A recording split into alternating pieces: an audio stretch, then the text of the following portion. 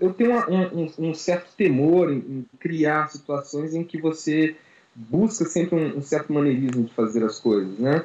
Então, às vezes é bem comum acontecer, principalmente no meu trabalho, de eu abordar temas que não tem absolutamente nenhuma relação com o que eu já fiz ou com o que eu já tinha planejado em projetos e coisas do tipo. Eu sempre tento buscar coisas que são relacionadas ao cotidiano, ao agora, né? Eu sou de Brasília mesmo, né? Nascido e criado aqui. E meus pais são de outros estados. Minha mãe é da Paraíba, meu pai é do Rio de Janeiro, né? É uma coisa bem comum aqui em Brasília, pelo menos pessoas da minha época, né? Dessa geração da década de 70, é de ter essa particularidade de ser sempre, digamos assim, até mesmo a própria relação com o mundo estar inserido dentro de um lugar que foi pensado, que as pessoas vieram para cá com sonhos e tal.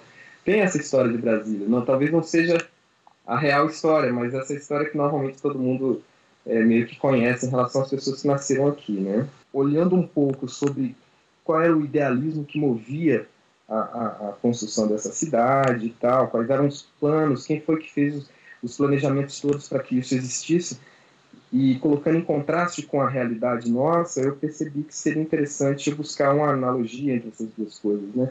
Então eu propus ao pessoal da curadoria em bater um Volkswagen Brasília, né, num prédio do Niemeyer. Então foi o que tecnicamente aconteceu, né? A minha ideia era justamente pegar algo que fosse, digamos assim, tão sonhado quanto a própria construção de uma capital, que seria o Brasília, que seria, digamos assim, quase o primeiro carro projetado no Brasil, né?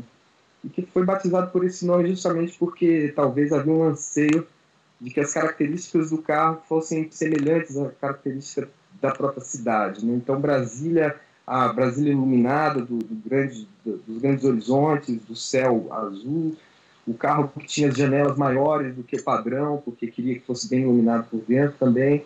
Então, assim, uma série de coisas que eu achava que o próprio veículo tivesse também de características relacionadas à própria idealização da cidade. Como eu tinha que filmar, eu queria ter batido, mas o ex-dono do carro ficou tão animado com o projeto que ele próprio se prontificou em fazer a batida. Então as pessoas começaram a desenhar no carro, a escrever coisas na lataria do carro, colocar objetos dentro do carro e assim foi. Então durante todo o período da exposição, o carro foi se modificando, né? Então tem desde mensagens de amor, então de, sei lá, de, de revolta, sabe? Algumas frases que retratam uma certa desigualdade que existe dentro do nosso contexto aqui como cidade. Então, assim, o trabalho ele funcionou super bem dentro dessa situação, né?